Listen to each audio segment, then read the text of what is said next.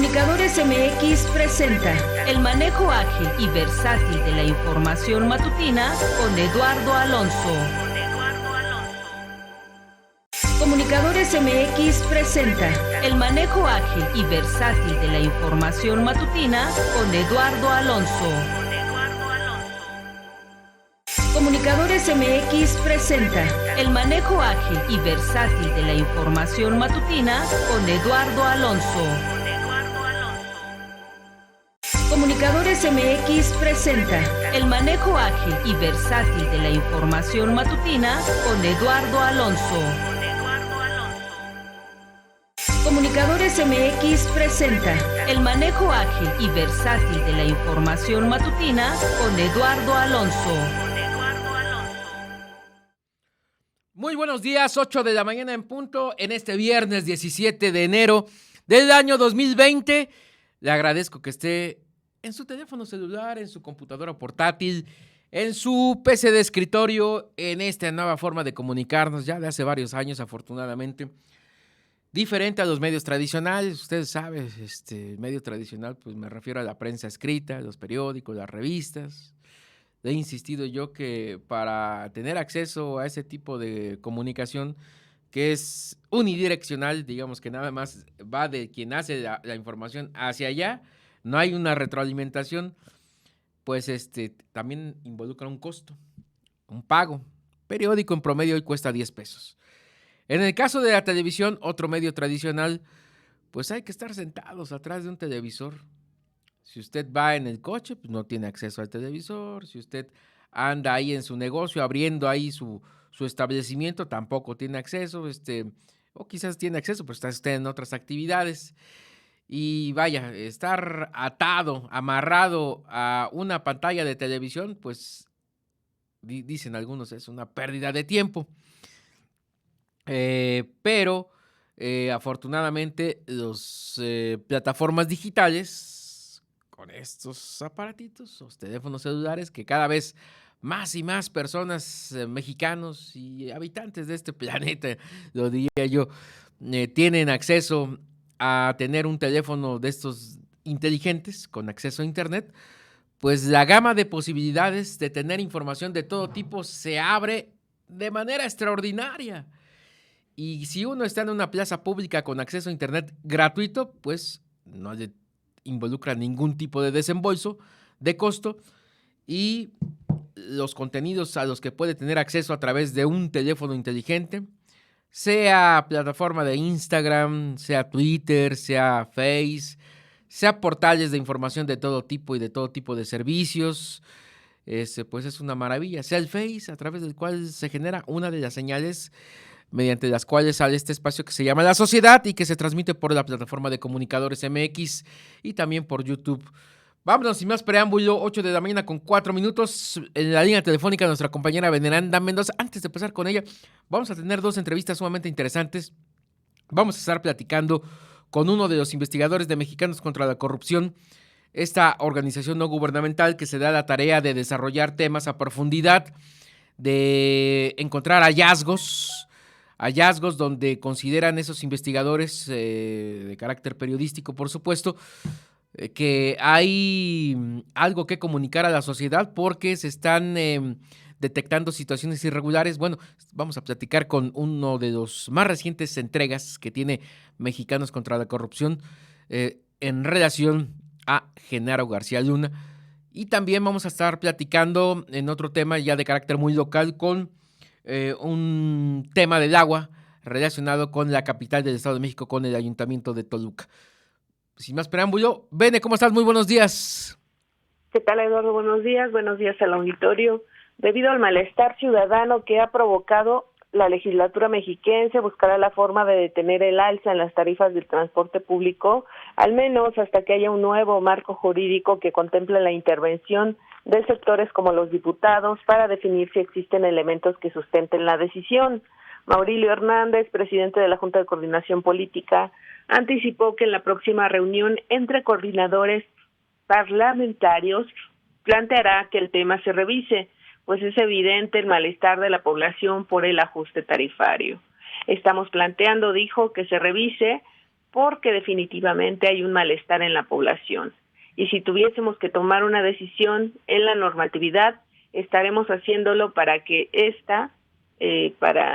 estaremos haciéndolo y bueno, la decisión se tomará al seno de la Diputación Permanente, dado que se encuentran en periodo de receso. El además coordinador de la bancada de Morena consideró viable que a través de una reforma jurídica se disponga que sea la legislatura quien defina las tarifas, como lo proponen algunas organizaciones agrupadas en el movimiento No al Tarifazo. Es viable, dijo, el asunto es estudiar el tema. Creo que es uno de los temas de la Junta de Coordinación Política y en nuestra próxima reunión tendremos que empezar a tratarlo, según lo indicó. Debido a que el incremento será un hecho en 15 días, más o menos, el morenista admitió la necesidad de apresurar la toma de decisiones, definir la posición que se tomará con la intención de que pues, al final de cuentas las tarifas no incrementen o no haya un ajuste. Esa es la intención de la mayoría de los diputados, según lo señaló. Para conseguirlo, indicó que el Congreso local buscará un acuerdo con el Poder Ejecutivo o, en su caso, tomará una posición con sustento en su ámbito de facultades, es decir, reformará la legislación correspondiente. Tampoco indicó se descarta citar al secretario de Movilidad para que explique sus razones. Sin embargo, la ruta a seguir aún debe definirse. Será parte de la ruta que marquemos. Si vamos a buscar una negociación para que esto no se pare hasta que podamos tener un marco jurídico que permita realmente darle garantías, sí, desde luego, a los prestadores del servicio, pero sobre todo a los usuarios. A partir de que se pare el ajuste anunciado, no descartó que se concrete la reforma, aunque es parte de lo que aún tiene que resolverse. Finalmente, aclaró que la decisión del aumento no pasó por la legislatura ni los diputados la avalaron. Por el contrario, recordó que el grupo parlamentario de Morena incluso lo rechazó y promovió un exhorto para no autorizar el alza, entonces solicitada por los transportistas. Eduardo, pues parecería abrirse una esperanza que no necesariamente tiene que rendir frutos, pues recordemos que en la actualidad y según la norma, pues la decisión compete exclusivamente a la Secretaría de Movilidad, Eduardo. Interesante, sí, porque obviamente la Secretaría de Movilidad trae sus argumentos de por qué autorizó que se incrementara en un 20% la tarifa del pasaje en el Estado de México, y lo hemos dicho aquí, no es cosa menor, pues es prácticamente poco más de 6 millones de viajes se realizan todos los días según datos oficiales, y tú imagínate 6 millones que se mueven en transporte público de pasajeros concesionado aquí en el Estado de México, y que se le incremente 20% a esa tarifa mínima que se paga de 10 pesos y que subió de 10 a 12 pesos, pues es una carretada y una avalancha de miles de millones de pesos todos los días generados, obviamente en beneficio de los empresarios de ramo y en perjuicio pues de miles de familias mexiquenses que hacen sus actividades educativas, laborales, recreativas a través del transporte público para moverse a sus diferentes puntos que tengan que realizar a lo largo del día. Ojalá, yo creo que lo más deseable, y lo he comentado aquí, que en esa mesa de toma de decisiones donde se incrementa la tarifa o no se incrementa, o en el mejor de los escenarios, en una de esas hasta que baje, pues debe de haber representantes, sí, del Poder Legislativo, por supuesto del Poder Ejecutivo, al fin y al cabo son los que ejecutan la política pública, de los empresarios, pues es un negocio, y también de los investigadores de las universidades más prestigiadas aquí radicadas en el Estado de México, porque a partir de que haya miradas, argumentos, aportes diferentes a un tema medular que es el transporte público y la tarifa, el costo de la tarifa, cuánto se tiene que pagar, pues yo creo que a partir de ahí que exista esa diversidad de pensamientos y de opiniones, seguramente se estarán tomando decisiones positivas, quizás en el peor de los escenarios duras, que se tenga que subir la tarifa, pero no en un 20%, Veneranda. Entonces, lo deseable yo creo que es por la ruta que está apuntando la legislatura y específicamente la bancada de Mauricio Hernández. Así es, y insisto, pues no quisiera lanzar campanas al vuelo, ahora sí que está no ver, no creer, porque, insisto, bueno, jurídicamente es la Secretaría de Movilidad la que decide, tendría que ser un acuerdo pues político finalmente, según lo refiere Maurilio, porque en primer término pues buscar un acercamiento con el Poder Ejecutivo para sensibilizar sobre la necesidad de detener esta medida, al menos hasta que haya un nuevo marco jurídico que permita que esta decisión se tome no de forma unilateral, sino con todos los sectores involucrados. Y qué interesante, fíjate que a dónde hemos llevado el nivel de debate sobre este tema, que interesa a todos, yo digo a todos, es a todos los mexiquenses, 17.3 millones de habitantes vivimos en esta entidad, y qué interesante y a qué nivel subió, porque ya se está pensando en detener el aumento, ojalá que así sea, en bien de la economía de las familias mexiquenses, y hacer un diagnóstico de fondo, profundo, amplio, donde se diga si sí hay las condiciones, no del sector, sino de la sociedad, para soportar un aumento de 20% al pasaje. Pasó de 10 a 12 pesos la tarifa mínima, porque recordar que cada 5 kilómetros que avance, después de 5 kilómetros, se incrementa la tarifa de los camiones, de las combis, de las microbuses, de las urban que prestan este servicio y que están concesionadas por parte de la Secretaría de Movilidad para este propósito. Y entonces, muy positivo las acciones que han emprendido, desde mi punto de vista, las organizaciones no gubernamentales que tienen una férrea oposición a que aumente la tarifa aquí en el Estado de México, y qué bueno que ya estemos hablando en que pudiera, en esos términos, estarse analizando, detenerse el aumento y estarse analizando a profundidad si un 20% es viable. Por supuesto que es viable para los empresarios, pero sí es viable para los usuarios, para nosotros, para las familias mexiquenses. Gracias, Veneranda, y nos mantenemos en el tema que tiene varios ahí pendientes de la legislatura, pero por el momento, buen fin de semana, Veneranda.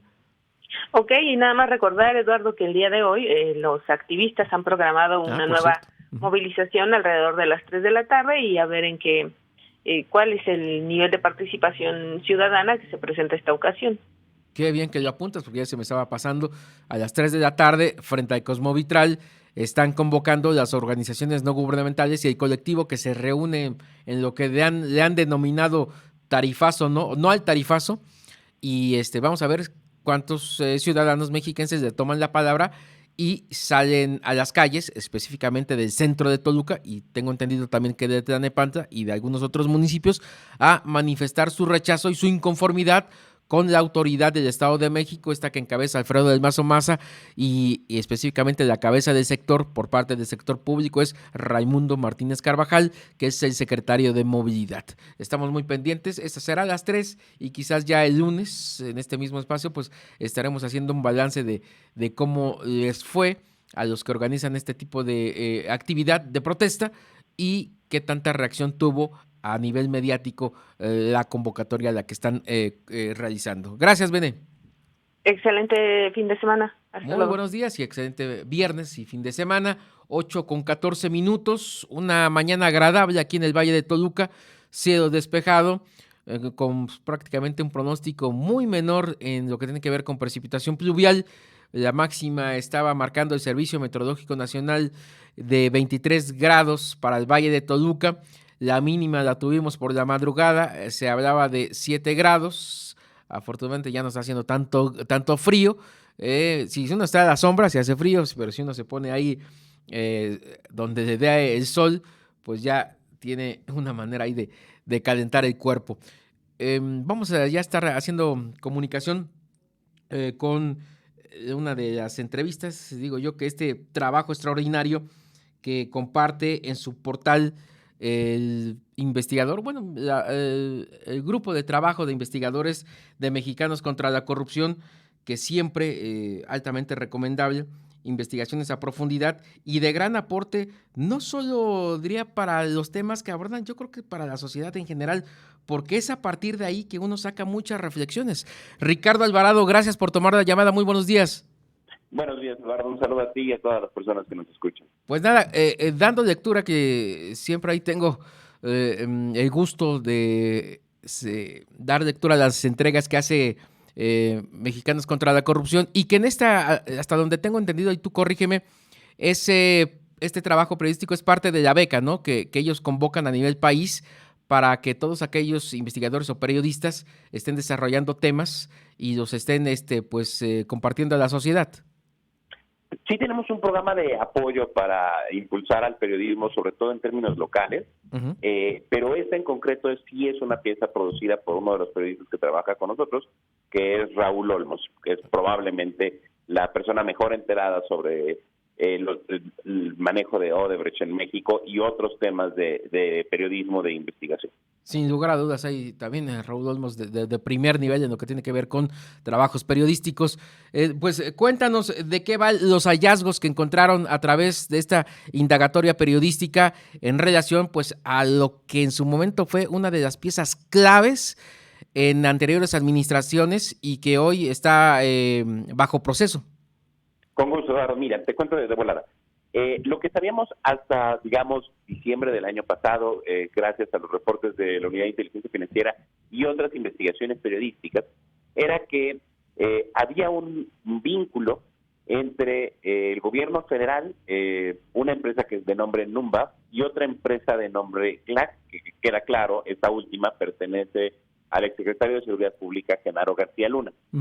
Lo que sabíamos de acuerdo con la UIF es que Numba era una empresa que proporcionaba un servicio de software de seguridad al gobierno federal, que tenía contratos por más de 2.300 millones de pesos durante el sexenio anterior, y que a la vez Numba tenía transferencias de recursos a la empresa GLAC y que, de acuerdo con la UIF, pagaba la vida privada, la vida corriente, digamos, de Genaro García Luna.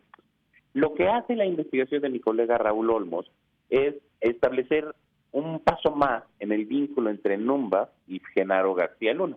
Lo que encontró Olmos es que el año pasado, 2019, fue nombrada como apoderada legal de la empresa Vanessa Pedraza Madrid.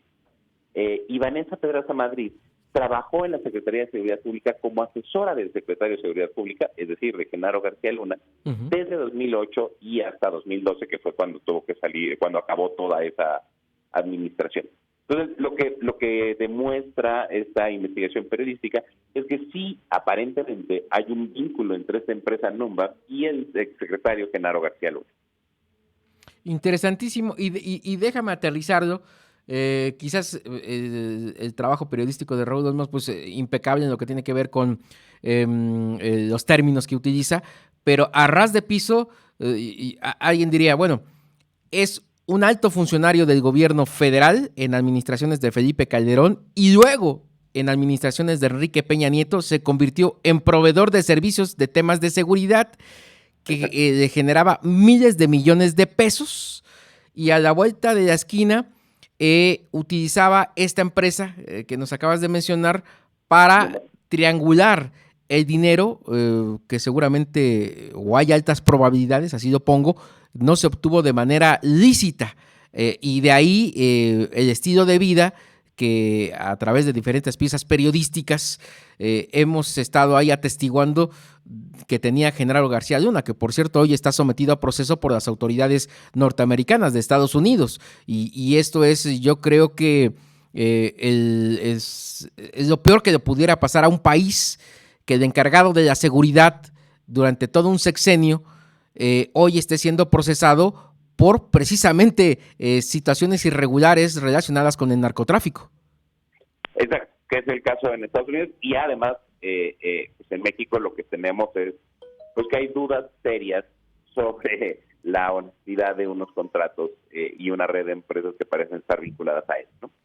Sí, y quizás déjame llevarte al siguiente escenario, Ricardo Alvarado, de Mexicanos contra la Corrupción, porque en términos administrativos de la administración pública, la estatal, la federal, la municipal, es muy complejo comprobar que un alto funcionario o un funcionario en general cometió algún ilícito, y creo que el aporte que hace la pieza periodística de Raúl Olmos es una evidencia más, o un indicio, déjame ponerlo así, quizás no sé si sea indicio o evidencia, de que ahí hubo cosas irregulares y digamos, y con hechos y con documentos ya está aportando de que no tuvo un comportamiento como se debe en su momento Genaro García Luna, y había una triangulación de miles de millones de pesos de una administración donde él estuvo hacia empresas que él pudiera estar, o más bien utilizó como fachada. Justo creo que ese es el gran resumen. Lo que tenemos es una pieza más de evidencia que pareciera todo ir encaminado a demostrar que en efecto hay una clara conexión entre esta empresa y Genaro García Luna.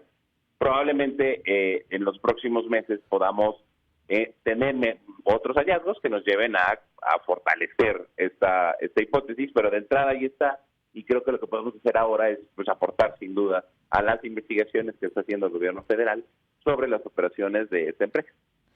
Y también para ir cerrando la plática bajo lo que tú mejor nos quieras comentar, y creo que eso es lo que caracteriza a investigaciones de este nivel, que se ponen a disposición de todos aquellos visitantes al portal de Mexicanos contra la Corrupción, y con lujo de detalle y digamos con la certeza de que es un trabajo periodístico que no difama, sino que aporta elementos y que aporta pruebas para precisamente sustentar la hipótesis que se trae en un trabajo periodístico de este nivel, y sobre todo que es de acceso gratuito. Cualquier mexicano que esté interesado en el tema y que se quiera sorprender de cómo venían actuando altos funcionarios de anteriores administraciones, con Felipe Calderón, con Enrique Peña Nieto, pues ahí es una pieza periodística muy atendible, a la cual uno no se deja de asombrar, ¿no? De qué nivel habría sido, claro está, si se comprueba de qué nivel había sido y de qué tamaño había sido, déjame utilizar la palabra, el robo a el erario público de los mexicanos.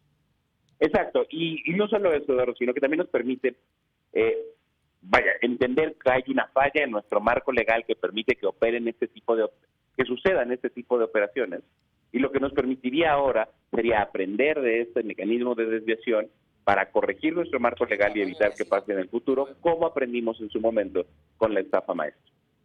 Efectivamente, que fue, digamos, otro trabajo periodístico, también de animal político, que había detonado, pues empezado a jalar el hilo mediante el cual se detectó un modus operandi, no de ese grupo también, no de ese grupo que, por cierto, Rosario Robles está bajo proceso, privada de la libertad, que en su momento fue secretaria de Desarrollo Social en el gabinete de Enrique Peña Nieto, sino que detectamos que ese tipo de procedimientos se hacía en otras áreas del gobierno federal, crear empresas fantasma, generar en teoría servicios que nunca se prestaron, pero que se les pagaba con miles de millones de pesos, y que esas empresas a la vuelta de la esquina desaparecían. ¿Por qué? Pues porque precisamente no existían y el servicio nunca se prestó, pero sí se pagó.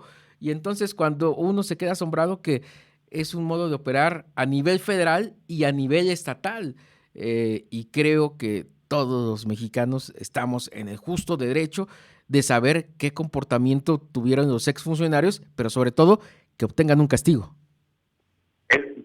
No solamente el castigo para ellos, sino también la posibilidad de recuperar ese dinero. También, creo que es la parte más importante cuando hablamos de delitos de corrupción, es la posibilidad de recuperar eso que se llevaron para gastarlo en lo que debemos realmente gastar.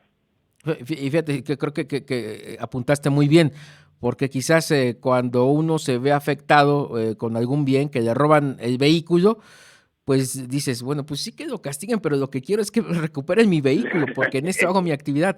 Y poniéndonos a nivel de los miles de millones de pesos que se habrían desviado en anteriores administraciones encabezadas por Enrique Peña Nieto, que por cierto fue gobernador de esta entidad, y que por cierto, desde donde se genera esta señal, que es en el municipio de Metepec, donde está aquí el estudio de Comunicadores MX, pues de aquí, precisamente de aquí, emanó esa clase política que llegó a administrar el país, y que dejaron el país como lo dejaron, y que por cierto, pues, aquí viven, aquí uno se los encuentra en los centros comerciales, aquí ve uno cómo pues, van ahí a hacer sus compras, y muchos están muy quitados de la pena, Muchos. Otros no, otros simple y sencillamente ya no están aquí en el país, ¿eh? Y eso nos consta, que ya no radican aquí en Metepec, que donde, por cierto, pues prácticamente viven todos los exgobernadores del Estado de México. Pero bueno, ese es otro tema que tiene relación, pero a lo que quería llegar es que, por supuesto que lo interesante es de que regresen. Si se llevaron y se demuestra que desviaron miles de millones de pesos, pues es buscar el dinero y tratar de recuperar lo más que se pueda, obviamente para las arcas del país. Te agradezco mucho. ¿Algo más, Ricardo Alvarado? No, ya, creo que lo pudimos discutir todo afortunadamente. Te agradezco mucho que te hayas tomado unos minutos de tu tiempo para compartir uno de los trabajos, de los tantos que entrega Mexicanos contra la Corrupción, y seguimos pendiente a las próximas entregas ahí en su portal. Gracias, Ricardo. Gracias a ti y un saludo a todas las personas que nos hacen el favor de escucharnos. De tu parte, por supuesto, Ricardo Alvarado forma parte del equipo de investigadores de Mexicanos contra la Corrupción y que se dan a la tarea, pues, de estar detectando a nivel país posibles líneas de investigación donde ellos evalúan, que dicen ahí vale la pena, ahora sí que se comprometen, indagan, y en la gran mayoría de los casos se encuentran hallazgos como el que nos acaba de precisar y de explicar, que una de las asesoras, que en su momento fue una persona muy cercana a Genaro García Luna, hoy procesado en Estados Unidos, pues hoy está al frente de una de las empresas a las cuales el gobierno mexicano le pagaba una buena cantidad de miles de millones de pesos, lo que se conoce coloquialmente como una triangulación de recursos públicos. Obviamente en beneficio, en este caso todo parece indicar, de Genaro García Luna, quien, usted lo sabe, ocupó la posición más relevante en el gobierno de Felipe Calderón en lo que tiene que ver con la seguridad.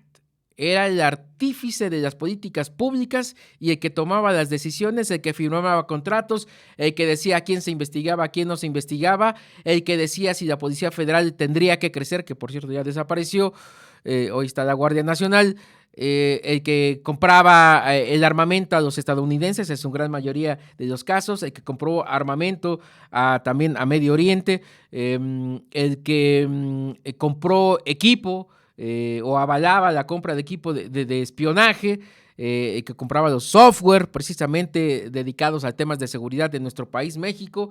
En fin, pues, la toma de decisiones era relevante por Genaro García Luna y hoy pues, está siendo procesado. Vámonos a otros temas de carácter nacional. Regresamos a la dinámica local aquí del Estado de México. Le decía yo que íbamos a estar platicando con el titular, bueno, no es el titular, es el encargado de la comercialización de los servicios que presta el organismo de agua potable y saneamiento de Toluca. Por supuesto, está en la línea telefónica Jesús Magaña Juárez, el director de comercialización de agua y saneamiento de Toluca. Gracias, Jesús, por tomar la llamada. Al contrario, muy buenos días. Muy buenos días. Pues nada, fíjate que detectamos, y así es prácticamente, yo diría, en el Estado de México y en el país, que buena parte de los organismos de agua, precisamente a principios de cada año, enero, febrero, marzo, lanzan campañas muy atractivas y de mucho beneficio para la economía de las familias que tienen el servicio de agua potable en sus hogares, para que pues hagan su respectiva contribución y, haciendo la contribución, tengan beneficios de descuentos. En el caso de Toluca, ¿cómo está la jugada, Jesús? Es correcto.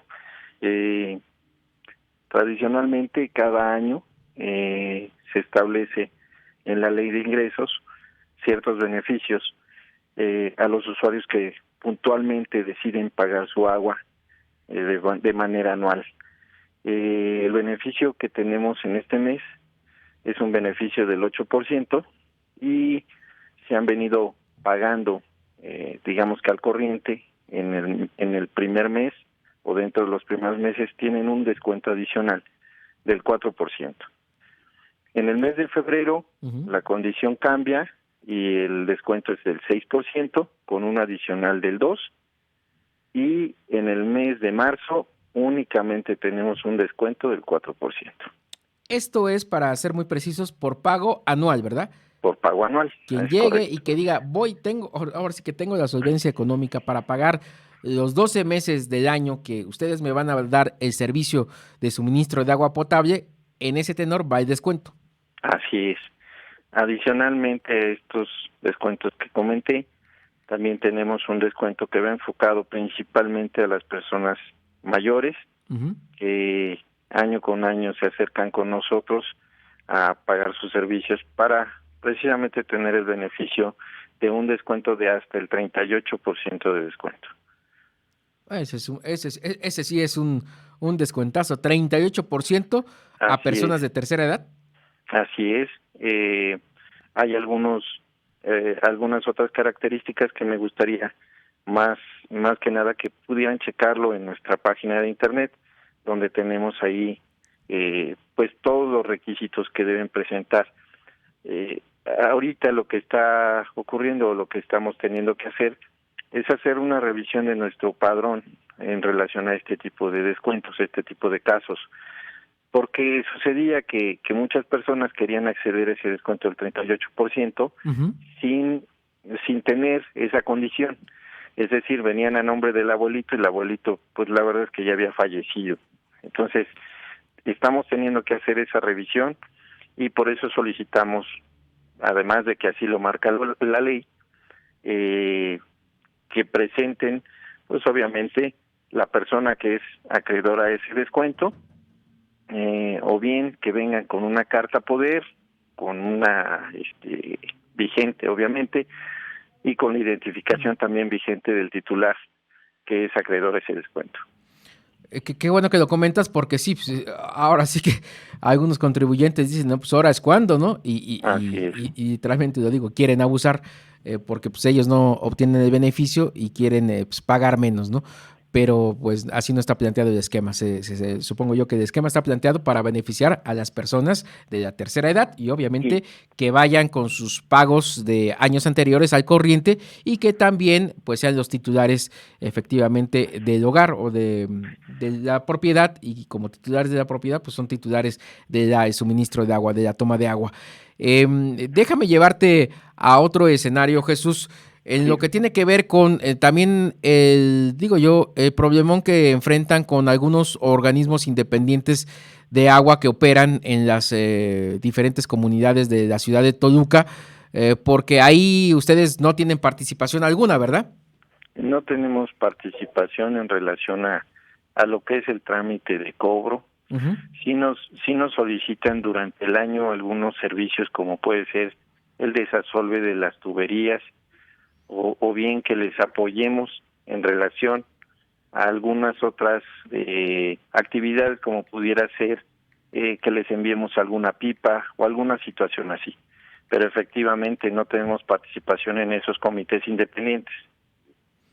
Y para que quede muy claro, porque en algunas ocasiones aquellos que no tienen conocimiento y que quizás son nuevos vecinos que acaban de llegar a la comunidad y reciben ellos pues el servicio de agua, pero cuando van a hacer algún tipo de trámite, de gestión, de reclamo, y van con ustedes y pues dicen, no, pero pues yo no te presto el servicio. Tienes que acudir precisamente con los delegados, que son los que traen relación con los titulares de los comités independientes de agua, ¿no? Lo quería mencionar porque se llega a presentar en muchas ocasiones y ustedes ahí lo han de vivir todos los días, sobre todo. Ya para cerrar la plática, ¿tú tienes conocimiento de cuántas tomas, seguramente que sí, hay en la ciudad de Toluca y a cuánto asciende el porcentaje de aquellos que sí realizan sus contribuciones y que sí pagan el suministro de agua? Claro. Mira, hace un año llegamos y teníamos una eficiencia comercial aproximadamente del 54%. Exacto. Hoy yo creo que andamos cercanos al 60% de eficiencia comercial.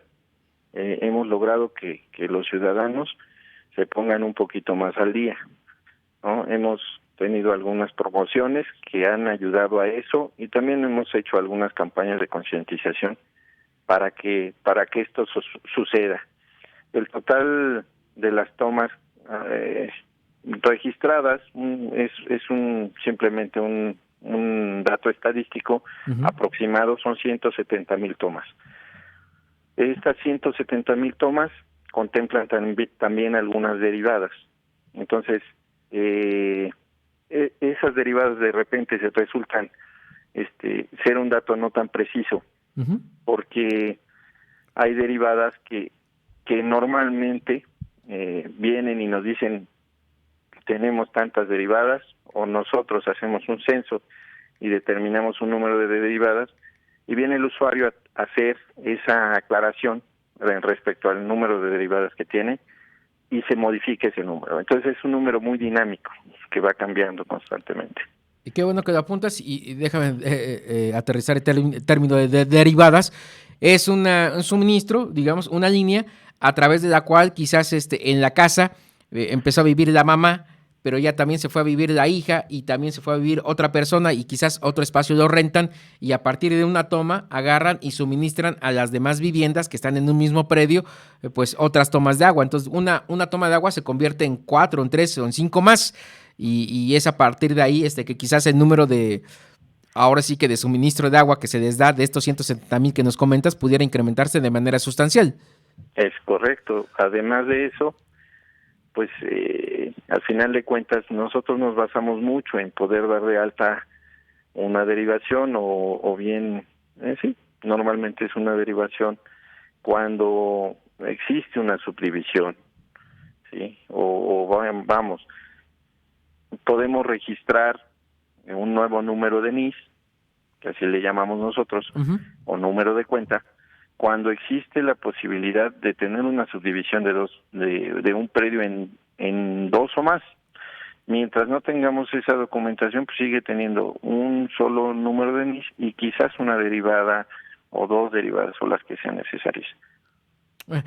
Ya por último, para cerrar la plática, Jesús, de estos 170,000, ¿cuántos pagan el agua? De estas 170,000, digamos, tomas a las cuales ustedes prestan el servicio de suministro de agua potable, ¿cuántos vienen realizando su respectivo pago por el servicio que se les presta? Estaremos alrededor del 58 o 60%.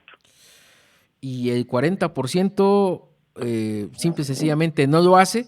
Sé que la ley impide cancelar ese servicio, se les disminuye, pero ahora sí que, híjoles, es complicado, ¿no? Que 40% estén teniendo el servicio sin que hagan su respectiva aportación. Sí, realmente muchas ocasiones tenemos aquí algunas eventualidades en relación a que se presenta algún problema, de alguna fuga, hay que hacer alguna reparación mayor, se les restringe o limite el suministro unas horas o algunos días, y viene la reclamación de usuarios que ni siquiera tienen la oportunidad o no tienen el cuidado de pagar el servicio, ¿no? Pues Jesús Magaña Juárez, director de comercialización de agua y saneamiento de Toluca, te agradezco que hayas tomado la llamada, y te soy sincero, yo quería platicar con ustedes porque quizás mucha gente no se entera del beneficio que tienen a principios de cada año de estar, aquellos que tienen la solvencia económica de hacer el pago anual, de que tienen un descuento, y en el caso de las personas de la tercera edad, con sus restricciones que ustedes establecieron en su momento, pues es un beneficio extraordinario, 38% de descuento al pago que tienen que hacer ahora sí que por ley. Te agradezco, y si nos permites, pues seguimos en contacto más adelante a ver qué tal les fue, y también sobre todo a ver si se logra incrementar que el 40% o poco más del 40% que no paga el agua en la ciudad de Toluca, pues si ya se incrementó, si se diseñaron los mecanismos atractivos para que esos ciudadanos pues hagan su respectiva contribución. Al contrario, el agradecido soy yo. Con mucho gusto estoy en contacto con ustedes. Efectivamente es importante dar un puntual seguimiento a este problema, porque si no tenemos nosotros como organismo una continuidad en los pagos, pues también el servicio se va retrasando, ¿no? Hay muchas obras que se tienen que hacer, y para todo ello pues se necesitan recursos, ¿no? Quedo a sus órdenes. Te agradezco excelente fin de semana, buen viernes. Igualmente. 8 de la mañana con 40 minutos, fíjese, y no nos salimos del tema. Estoy viendo aquí los descuentos que trae también el Ayuntamiento de Metepec, y son atractivos. Estamos hablando también de un 38% de subsidio a usuarios, en este caso a usuarios cumplidos, no solo de tercera edad, sino a usuarios cumplidos en el mes de enero. que vayan al corriente con sus pagos y obtienen beneficios, también con ciertas restricciones, pero los beneficios en el caso del Ayuntamiento de Metepec van del 8, 4, 38%, 50%, en fin. Pues este es un clavado, y no solo en estos municipios, sino prácticamente yo diría que en los 125, donde hay organismos de agua, y ese es un dato interesantísimo, en los 125 municipios que tiene el Estado de México, no en todos hay organismos de agua institucionales, que sería lo deseable, ¿no? Pero en los que sí hay, el mecanismo de estar estableciendo descuentos atractivos, así muy, muy aguerridos, utilizo el término, para que los contribuyentes digan, pues hagan un esfuerzo y digan, sale, ahí va el pago anual por el suministro de agua potable que me da la autoridad local, y lo hago y obtengo un beneficio, que es un descuento. Yo diría que metas a los portales. Estoy pensando Tlalnepantla, Naucalpan, Nezahualcóyotl, Whisky Lucas, no se diga, en Nezahualcóyotl, Texcoco. Ahí es donde usted puede estar muy enterado de qué beneficios puede obtener en esta época del año, enero, febrero, marzo, por hacer un pago anual de suministro de agua potable que le presta su respectiva autoridad municipal. 8:41, ya se nos acabó el tiempo en este espacio que se llama La Sociedad, y para este viernes la plataforma digital de comunicadores que tiene a la 1 de la tarde Luis Pantoja Ríos con su espacio de análisis, a las 6, de 6 a 7, una dosis más de Alejandra Zárate, la productora general de estos espacios, con Alternativa Sonora. En Alternativa Sonora, usted lo sabe, hay entrevistas con cantantes, con actores, con músicos, generalmente de rock, que tienen presencia en la escena del Valle de Toluca y en otras latitudes, y es atractivo porque uno conoce ahí a los que están impulsando la música, y en su gran mayoría de rock, al menos es lo que yo he atestiguado aquí, que nos comparte Alejandra Zárate en su espacio de Alternativa Sonora. 8:42, nos escuchamos y nos vemos el próximo lunes. Buen fin de semana, a meterle al ejercicio a todos aquellos que tienen alguna actividad deportiva, y aquellos que utilizan el fin de semana quizás para relajarse, para descansar, para ir a pasear a nuestro bellísimo Valle de Toluca, o hacia la zona sur del territorio mexiquense, o a donde usted quiera y mande, pues pásela bien de manera muy agradable. Nos vemos el próximo lunes.